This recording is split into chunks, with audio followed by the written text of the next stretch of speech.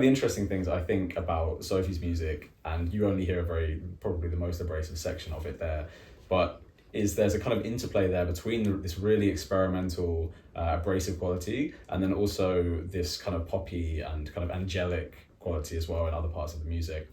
And to me, that celebrating of consumerism as well. Sure, which is playing with that idea, and then there's that whole kind of hyperpop thing which you criticize in the last section on anti-hauntology. But to me, that relationship between the experimental and the popular is something that is a relatively new concept. I mean, this has always been going on perhaps in 20th century culture, but the way that it's kind of now been combined in the music of someone like Sophie is something that I think is radically new, something that is really pushing popular music into a new direction. And even with her popularity, because I mean, if you're creating sounds like this and then you can still kind of go and produce songs for pop artists afterwards, this is something that is starting to push popular music and popular culture in directions that it wasn't going before. Like perhaps you could have very straightforward pop music production, and then someone like Sophie comes along and, okay, granted, this is still pop music, this is still commodity, but if you're going to subvert it in some way, then surely that is actually pushing things in a different direction. We think that one of the most important things is that we're not looking for the new in underground avant-garde. Obviously, there is also that, and that should be celebrated, but is looking for that within the mainstream, because that's where the change on the level of subjectivity, shifting from consumer subjectivity to the post-capitalist type of subjectivity will arise. And I think in the initial debates about this stuff online, when anti-hauntology was first kind of going viral, was a lot of people were saying, people who had kind of musicology backgrounds, who were studying music academically, obviously there's a lot of experimentation going on at that level as well. People who are really trying to change minute differences and things, so there really will be something that has never been heard before in like experimental classical music or something like this. And that's one side of things, of course, but the most important thing about this, I think, is that it's popular music, it's pop culture. It's the way that we can actually get people to think differently. Like an academic, like kind of changing minute differences in academic style music potentially could have a trickle down effect to a certain extent. But this is kind of has to be somewhat of a grassroots movement, right? Changing the popular norms from the bottom up, which it seems like to me some of those artists were doing at the time. So would you like to have a read? Yeah, I decided if we should read from the beginning and which bit? Or if we should jump into Eastern anti-hauntology, because one other aspect of anti-hauntology is that some of these new popular artists are not coming only from the West, but they're coming from the East, from China. Mm-hmm. So maybe, I'll read from that. Yeah, sure. So, but actually I would have to explain. Let's explain first. So, again, this is anti-hauntology, that is opposed to hauntology. Hauntology is the idea that everything that is present now is a ghost from the past. It's a remix, it's a reference to the past, it doesn't bring anything new. Anti-hauntology is both after and against hauntology, and it comes from somewhere else. It comes from another future which is now, but I think is slightly far, like it can be now, and it is coming to the present, but there is this element of maybe a certain eeriness in its being foreign. There is a certain, this sound is foreign. I think the fact of describing Sophie as noisy is interesting, because as a very famous book puts it, noise within music is simply music that you have not been able to reduce to. Noise is music that you've not been able to reduce to sound. It's like something that you don't have the tools to understand it yet. Right. So like play, but even play Sophie to someone in the 1950s, they will not be able to understand. We are almost able to understand it, but the noise element is exactly this newness. Yeah, and then perhaps combining that with the more poppy elements in it is what allows the kind of palette, it's like a palette cleanser, it kind of allows people to kind of put those connections together perhaps. Yeah, and in this sense, we have to make a distinction between the early Sophie's production, which are more like popular music, which is a subgenre called hyperpop, which takes elements from pop and tries to make them so extreme that he seemed to be doing something new, but he doesn't do anything. Yeah, so kind of the point you make in the last chapter is there is again, as part of the debates online, there was quite a lot of critique of just saying that hyperpop couldn't be doing something new, right? But then you make an interesting point in the last chapter there about the distinction between hyperpop and what we would call anti-hauntology. Yeah, so let me read that. So, for example, Sophie's song Lemonade from the album Product is an example of this type of hyperpop, which is music that is more pop than pop music. The sound is higher and faster. The graphics of the video are brighter and more colorful. The lyrics are sweeter and even more materialistic. I get the fizzy feeling and I want lemonade, lemonade, lemonade, lemonade, lemonade. The rights to the song were later sold to McDonald's for the promotion of a new lemon-flavored drink. The subject and the music of the future do not shock the system, and I'm referring to hyperpop desire to be almost futuristic sound like vaporwave in a way. Instead, the negative feedback returns the system to the reproduction of the same. Yeah, I think I can stop here. So is this idea of finding just like what is that newness that reintroducing to the feedback system of society will create an effect to which the subject consumer is linked and change the notion of subjectivity. And so in contrast with this negative feedback which reproduces the same, the positive feedback is the reproduction of a sign of difference and aberration vis-a-vis the noise within it. The positive feedback is the reproduction of another future within the logic of reproduction. So for me, it's very important, this aspect, that this type of novelty needs to be reproduced. So it needs to be fed back inside this system of reproduction, but in order to transgress it, basically. And yeah, I was curious because essentially when we were coming at this, well, when you were talking to me originally about this idea of like Eastern anti-hauntology, or that there was some kind of anti-hauntological music coming from other places in the world, I find this very interesting because it's something that Fisher talks about when talking about hauntology, is that, you know, there is this kind of idea of the future still being this kind of straight white male environment, whereas European, like capitalism, industrial capitalism, endlessly going on and on and on. And then you have, you know, perhaps like trans artists or artists from different parts of the world making kind of experimental music that is now integrating and like infiltrating different parts of like Western popular music, perhaps, right? But you drew my attention to that originally, and I'm curious how you found out about some of these artists and what did you find interesting about them? Well, actually, there is a link between the Chinese artists that I talk about and Sophie and Arca, and they, I mean, like the word of futuristic music is not that big, but they were they kind of knew there were connections between them, so it was just a matter of discovering more music. But I've always been interested in like these contaminations that are happening within Western culture. Some other examples of anti-hauntological music that is not Western, and this is something that I talked in another essay, is that Palestinian rap music is very, very weird. It's very, we can play a bit because I think it's a bit hardcore, but it's very, to me, when I discovered this, I thought, what the fuck? It's very, very you think that has anti-hauntological potential as well? Yeah. So we can play a bit of that.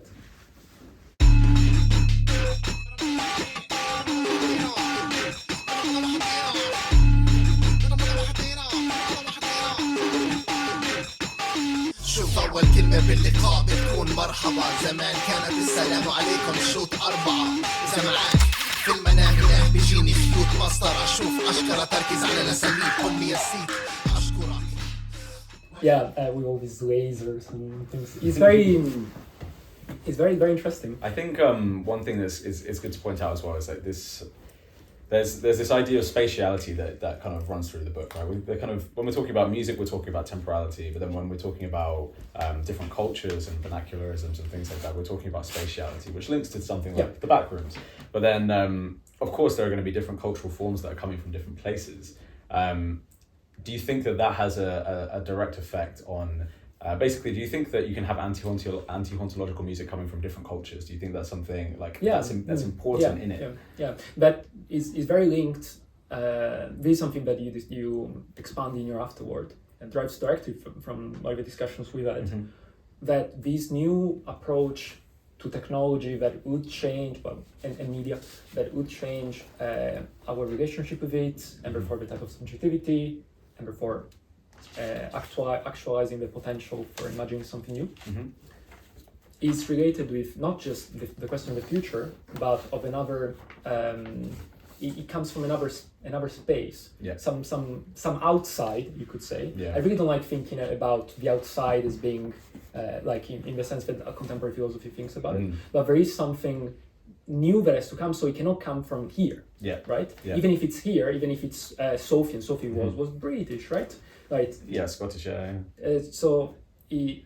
There is like this dislocation of the present, which you try to talk about in your afterword. Yeah, I mean, maybe I'll read a little section from the afterwards here, and this is kind of referring to an idea by a Hong Kong philosopher called Yu Kui, who was a student of one of my favorite philosophers called Bernard Stiegler, and he tries to kind of use this idea of technics and technology that Bernard Stiegler comes up with, and tries to look at how in traditional Chinese philosophy and traditional Chinese culture, they didn't have the same kind of idea and history of thinking about technology that we have in the West, from the Greeks through to someone like Heidegger talking about the question concerning technology around the time of the war.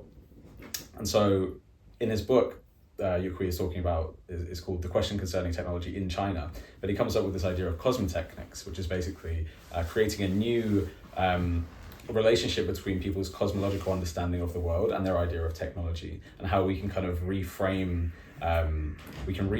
what it is for technology to exist based on our kind of cosmological understanding of the way the world works. So this is cosmotechnics and disorientation.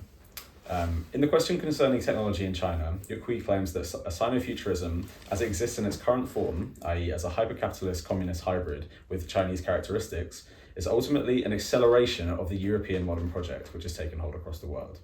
To conceptualize a new future requires moving beyond this project in such a way that the local takes on a new significance, not merely in the form of reutilization of indigenous knowledge or vernacular aesthetics, but as inherently tied to and reflective of the global.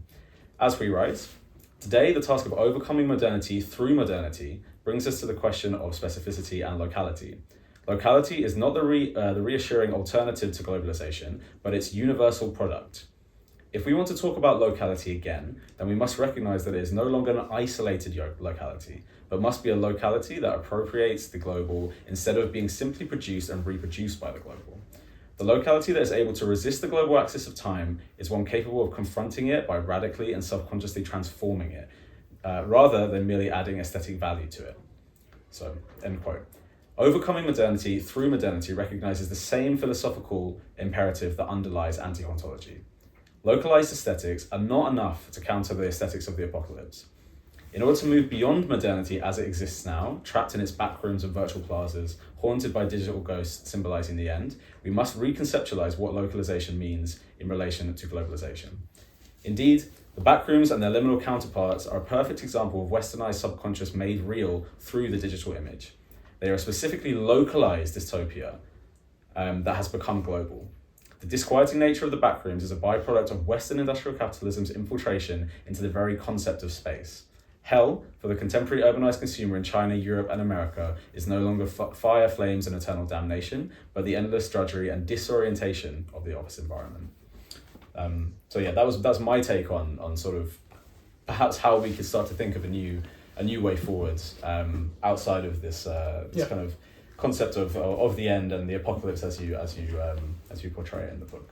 Yeah. So I don't know if you want to have anything else before we open up to questions. Yeah, I think that was a good ending. Yeah, cool. Okay, so any questions that anybody has for myself or for Alessandro? Any clarifications? Anything? Yeah, sure. Here we go. Yeah. Insults. Come at us. Right, I've just repressed my thoughts for so long. Right, so I found one idea particularly attractive when you played the Sophie song. I quite like that song, and I also like the idea that the new comes because you quoted that thing about the noise being the sound that has not been yet reduced to what was it? to our current understanding of what music is. Yeah, so I kind of like the idea that, you know, the newness, at least in the realm of aesthetics, might come from what is currently ugliness potentially. Because we do look, especially in art, especially in aesthetics, we do always look toward the beautiful. But the idea that, you know, the new is actually coming from what is currently ugly potentially, that idea I found quite attractive. At the same time, I'm not sure that I'm fully convinced about the anti-hauntological possibilities of anything, because because I do find, you mentioned Freud as well and psychoanalysis and the death principle, and I do find that this longing for radical newness, which is a thing, and many people have it, and many people seem to long for that newness.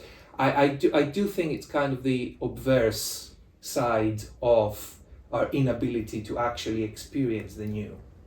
And I do see this as the kind of pattern in which, you know, the addicted, you know, things like, so because the addicted consumes at the same time, you know, all the time, because there's a desire, and the desire has to be fulfilled immediately, and that basically reveals an inability to have desire. Isn't it? Because you are unable to stay with your desire, and therefore you have to fulfill it immediately, and that brings you to the next desire, and the next, and the next, and the next, and you just exist in a loop. And I do feel that, you know, the longing for radical newness kind of fits into this as well, and gets reabsorbed into the inability to produce the new. So yes, I'm not very optimistic that in a Western context, the actually new is something that might come, or at least I don't think we'll be able to really experience it very, very soon. And I wonder whether this is why we do observe a resurgence of religion, at least in other parts of the world, in the sense that maybe God is where people find that escape from their individual desires, so and the death principle in a way. Something that like Fisher always repeats in his writings, that we have to go beyond the pleasure principle, which is also the title of the Freudian essay, but he doesn't mean to go to the death drive. Like I don't think so. I'd say I claim that he doesn't mean that.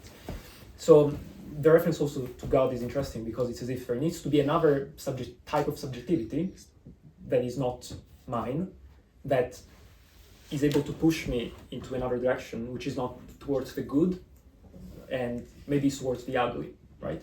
So I think within the structure of the death drive, maybe there is not so much to be done. Like the death drive, it's an endless, it's difficult to escape it.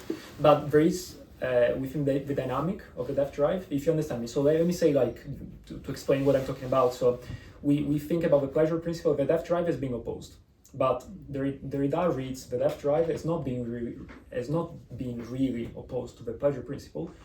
It's that it represents another subjectivity that is opposed to the subjectivity of the pleasure principle. What the pleasure principle? We want to consume because it's pleasurable, let's say. And so you do it until it's pleasurable, and then you stop. But then there is something else, which is not you, it's capital, it's ideology, that says keep on consuming. But also addiction in ways like this. It's not me who wants it, but nevertheless I have to take a dose. It's not me, but it's this, I have a monkey, right? Like there is another subjectivity. And I think that within this, it's not the type of subjectivity that we need, but this logic can be used to infiltrate another subjectivity. And this is what I think that culture can do. It can, instead of you doing something, it's culture that takes possession of you and is able to make you freer, you know. I mean, there is also an optimistic view of this. He is able to like make you imagine things differently. Then, yeah, it is a very complex and technical thing. So I don't have a very optimistic response. I just have, I have only a little opening within the dynamic of this thing, and I can see that it doesn't have to be like this. It doesn't have to be that you are powerless, because there is kind of a potentiality within it of being a bit difference introduced there. Sophie. Yeah, I have a question that it made me think. Because I was going to ask you, I had already planned to ask you whether the new, the new has to come from completely detached from any thing of the past. So if we have to do something new, then you have to forget the past. But then with the last discussion that you had, I was thinking, but what if the new could come from other places, and that means, you know, because whenever we have like political political activists, they're like, okay, it shouldn't be from the Eurocentric, like patriarchal structures. What if it came from other cultures? What if it came from women? What if it came from, I don't know, transgender, like minorities, like people who've never been in the center? Could the new come from them as well, or does it have to be like, I don't understand how the new could come detached from everything else. So do you think that it could come from other places? I just want to make a premise and then throw it back at you. I would say that this is a good point that someone made on an article on Anti-Hauntology, that they made this distinction between, there are two types of new. There is the phenomenological new and the ontological new. The phenomenological new is something that looks new, but nothing is really new. And then, you know, like it sounds new because you're ignorant, for example, or like you haven't listened as much to techno and therefore Sophie, something. And then there is the ontological new, which is almost an impossibility, something that never existed before. It's like a being that comes out of nothingness, which is part of the paradox you're saying. And I don't know if it's always impossible, because as Bifo says, Franco Berardi, the Italian theorist I mentioned at the beginning, he says, the inevitable never happens, is what is unthinkable that happens all the time. So, you know, like we have a limited, is not so much that the new is impossible, is that we have a paradigm which makes it impossible, and now capitalist realism makes it more impossible. So this would be my response, but it's not a full response. So Matt, do you have anything to add? Yeah, I mean, I basically totally agree. I think that if we're going to consider what the new means, we can't really come out of nowhere. We have to have some kind of combination of things that have gone before. There's no doubt about it. So I'm always in favor of thinking of the new as radical combinations of things that maybe wouldn't have been combined before, in order to create. Basically, it kind of comes back to what you were saying as well, but to kind of create new imaginaries, and to kind of think about how when we combine different kinds of ideas together, i.e. like whether it's like, you know, it's art that's come from people who maybe hadn't been in the spotlight before, and then are using their own voice to create something that maybe some people weren't as familiar with, that can create and present new political possibilities, new ideas that potentially could be actualized in the future. I mean, like if we're talking about transgender artists, we're talking about artists from different parts of the world, we're talking about all these kinds of different cultural contexts. Their interpretation and recombination of different kinds of ideas will be different because of their particular context. They will be different to things that have come before. And so it kind of makes sense to me that if we in this kind of like in this Western industrial world that supposedly we're very, you know, we want to try and critique, we want to try and look outside of that as much as possible in order to basically paint a vision of the future that isn't limited by the things that we were previously limited by. We want to try and create a vision of the future that we can actually use as a source of hope and to try and actualize it, right? So it's like newness, like you said, newness in this kind of ontological way, you can really get down into it. It's like there is an element of this phenomenological subjectivity, basically, of newness, like where you go, as you mentioned, oh, I hadn't heard this kind of music before. Whereas when we're talking about things like Sophie, so many people online were like, oh, I've just heard Ortega do this before. I've heard like Aphex Twin has done this. Like it just sounds exactly the same as shit I was listening to 20 years ago. And there you go, and he agrees. The technology agrees. And so there's obviously an element of that, right? There's an element of course, these things didn't come out of nowhere. Like some of these artists have been like utilizing these ideas that have come before and then recombining them in new ways and adding new kind of filters to them that kind of create, to me at least, create potential for positive social changes. I think if we don't accept that, we kind of get into this sort of, we accept a kind of radical conservatism that basically says Or pessimism, a pessimistic conservatism that basically says, well, you know, the past is all there was, and we're just going to rehash it and rehash it and rehash it. Again, there's an element of subjectivity here, but it's about the way that we interpret it, I think, to a certain extent. It's like, if we're going to rehash the past, why don't we try and rehash it or not rehash it, but why don't we try and utilize the past in such a way that can paint a new vision of the future, rather than just accepting that, okay, this is something that happened before, and like, you know, that's what there is to it. I agree with most of it. The only thing that is slightly different, but it gets to the same point, is that it's not, it's like, for something new to happen, it's our conception of history and time that changes and unveils things that were always there, but we couldn't see them. So I think there is this aspect, and positively, we could discover that something in the past was always new and we didn't know. So there is all different consequences, but on this level. Yeah, and I think this is why I started talking about this book by Yukui in the afterword, because the core concept of that is, if we build from the ground up a new epistemological framework and a new way of understanding how we can, basically a new way of formulating new ways to create technologies through different, because basically technologies are formed out of a certain kind of a milieu, a certain kind of episteme, right? They're not an inevitable byproduct of just the way that humans are. They're a byproduct of the way that our particular society has created them. Like, you know, if we think about industrial capitalism, we made the factory, we made these kinds of things, and Fordism, and then we split things up and then create them together, blah, blah, blah, blah. If we have a different kind of understanding of how technology actually comes together, based on a different cosmological understanding of the way the world works, perhaps those technologies don't exist in the same way. Perhaps new kinds of technologies start to become the kinds of things that we start to see in different parts of the world, or in different kind of cultural contexts.